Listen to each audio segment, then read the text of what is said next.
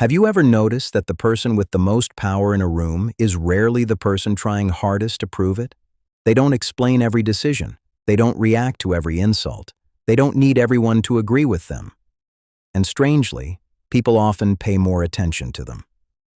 Now compare that with someone who desperately wants to look powerful. They talk too much. They defend themselves constantly. They need recognition. They need the last word. They need everyone to know how important they are. And without realizing it, they reveal exactly what controls them. This is one of the uncomfortable ideas behind Robert Greene's The 48 Laws of Power. Power is not always about controlling other people. Very often it begins with understanding what controls you. Your ego, your need for approval, your fear of rejection, your desire to be respected, your inability to remain silent when someone challenges you. Because the moment another person knows exactly what will make you react, they know something about your weakness. And that is where the psychology of power becomes far more interesting than the laws themselves. Most of us imagine power as something obvious: money, status, authority, a prestigious title, a large audience. But some of the most powerful people you'll ever meet may have none of those things. What they have is something quieter. They understand human behavior. They know when to speak, when to remain silent, when to step forward, and when to walk away. They understand something most people learn too late. You don't always lose power because someone takes it from you. Sometimes you give it away. You give it away when one insult ruins your entire day. You give it away when you need someone else's approval before trusting your own decision. You give it away when you reveal everything you're thinking simply because silence makes you uncomfortable. And you give it away every time someone can predict your emotional reaction better than you can control it. This is why one of the most famous ideas associated with the 48 Laws of Power is deceptively simple. Say less than necessary. At first, this sounds like a communication trick, but psychologically, it goes much deeper. When people feel nervous, misunderstood, insecure, or threatened, they often start explaining. And then they explain the explanation. They reveal what bothered them. They reveal what they fear. They reveal what they're trying to achieve. They reveal far more than the situation required. Silence does the opposite. Silence gives you time to observe. It allows another person to reveal themselves before you reveal yourself. And perhaps most importantly, it gives you a moment between what happens to you and how you respond. That moment matters, because many battles are lost in the first emotional reaction. Someone criticizes you. You immediately defend yourself. Someone ignores you. You chase them. Someone doubts you. You desperately try to prove yourself. Someone provokes you. You give them exactly the reaction they were looking for. The powerful response is not always silence.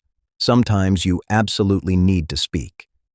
But there is a difference between responding because you chose to and reacting because someone else pushed the right button. That difference is self-control. And self-control is one of the foundations of power. But there is another mistake people make. They believe being powerful means making other people feel small. This is where Greene's first law contains an important observation about ego. Never outshine the master. You don't have to interpret that as pretending to be weak. The deeper lesson is that human beings are extraordinarily sensitive to status. People want to feel competent, respected, important, seen. And intelligence without social awareness can become self-sabotage. You can be right and still lose the room. You can prove someone wrong and create an enemy. You can display your intelligence and accidentally make the person with authority feel threatened by you. This happens in offices, businesses, friendships, even families. We often assume that if our argument is logical enough, people will naturally accept it. But human beings are not machines processing facts. There is pride involved, identity, history, fear, status, emotion. Understanding this doesn't mean becoming fake. It means recognizing that how you make people feel can influence what they hear. And once you understand that, you stop asking only, Am I right? You begin asking, what is actually happening in this interaction? That question can save you from conflicts that intelligence alone cannot solve. And this brings us to something even more powerful: reputation. Your reputation often enters the room before you do. If people repeatedly experience you as unreliable, every promise becomes harder to believe. If they experience you as calm under pressure, your words may carry more weight when things go wrong.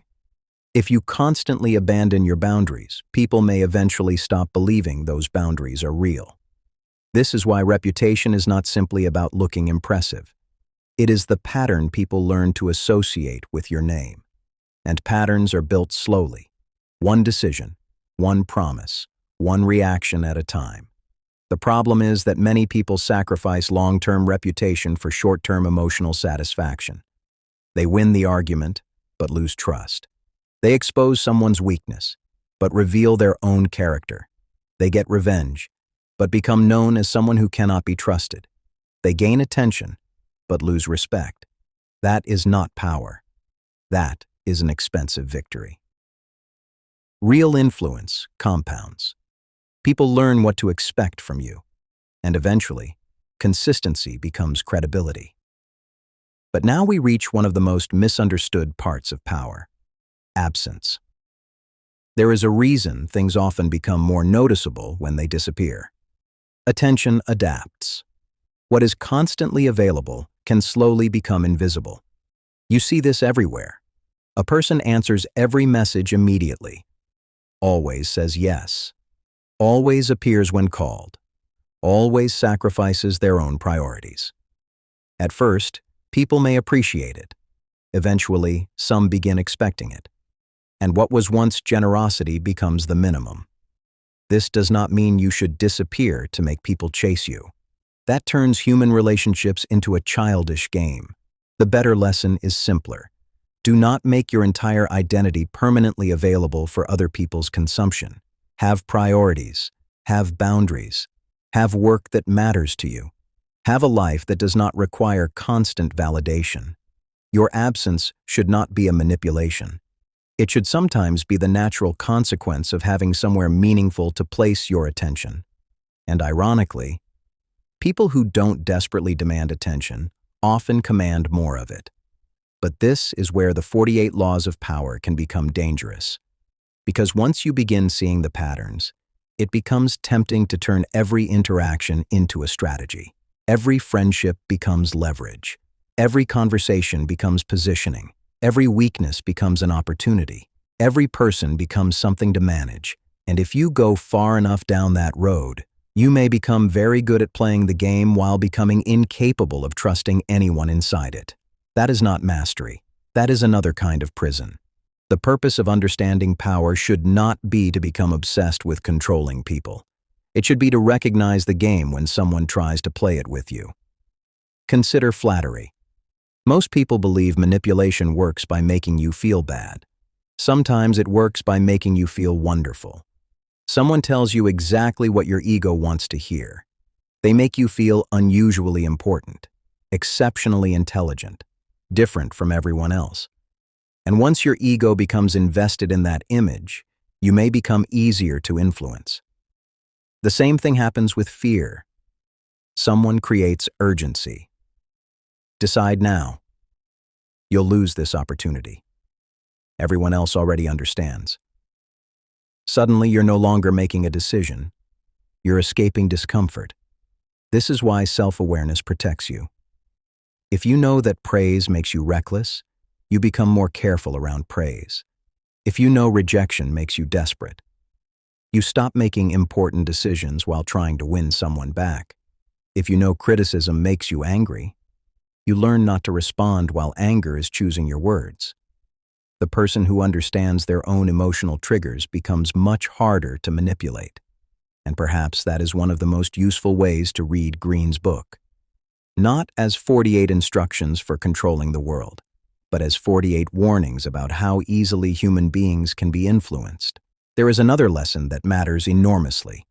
Do not become predictable. Not because you should behave randomly, but because life changes. People change. Markets change. Relationships change. What worked yesterday may fail tomorrow. One identity can become a cage. Maybe you became successful because you were aggressive. Then you enter an environment where patience matters more. Maybe silence once protected you. Then you reach a moment where courage requires speaking. Maybe independence made you strong. Then you face a problem that requires collaboration. The weak strategy says, "This is who I am." The adaptable strategy asks, "What does this moment require?" Greene calls this formlessness. You could simply call it adaptability.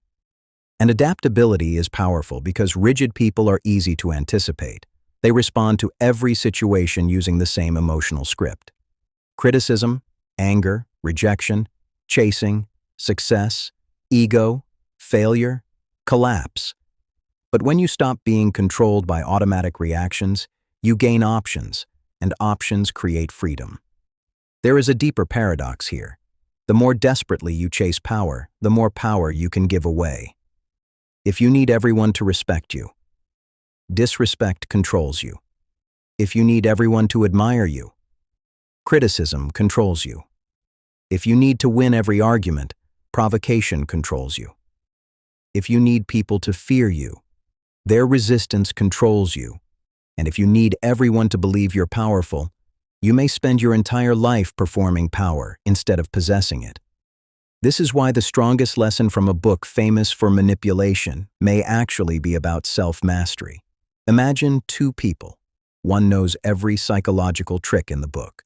They know how to flatter, how to intimidate, how to hide intentions, how to create attention, how to exploit insecurity. But they cannot control their own ego. One insult makes them furious. One rejection makes them obsessive. One failure destroys their confidence. Now imagine another person. They understand manipulation, but rarely need to use it. They can hear criticism without immediately collapsing or attacking. They can walk away from approval. They can remain calm when someone tries to provoke them. They can change strategy without changing their values. They can lose an argument without losing themselves. Which one actually has more power? That question changes the entire book, because perhaps power is not measured by how many people you can control.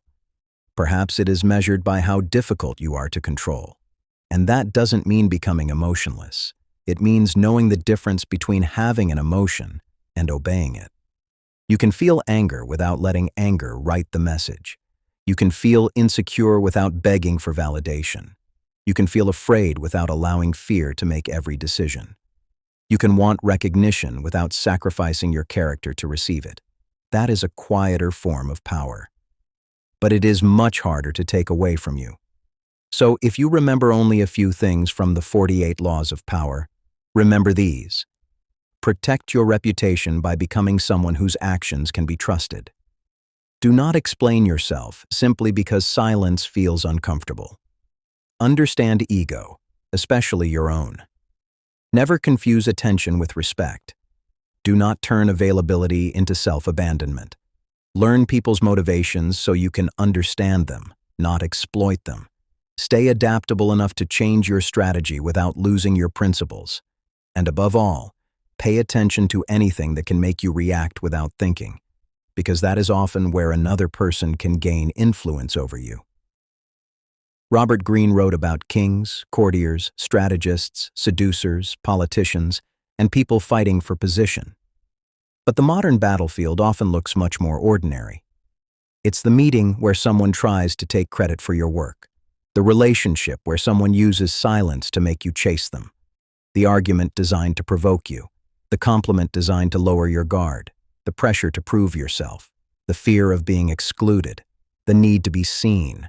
You don't need to become ruthless to survive these situations. You need to become aware.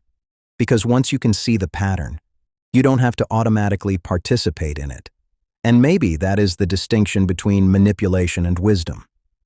Manipulation asks, how can I control this person?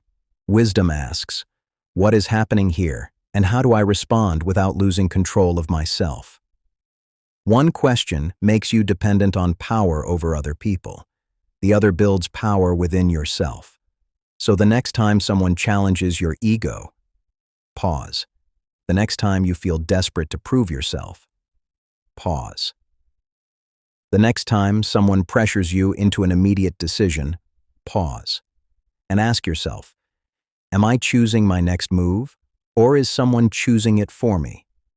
Because the most powerful person in the room may not be the loudest. They may not have the highest title. They may not be the person everyone fears. Sometimes, it's simply the person who understands the game, without becoming a prisoner of it. And if you understand that, you understand something far more valuable than any single law of power. If this changed the way you think about power and influence, share it with someone who needs to recognize these patterns.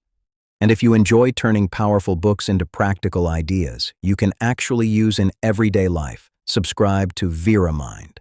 There are many more books to explore, and many more ideas worth understanding. But before you go, think about this. What has more power over people? Fear, ego, or the need for approval?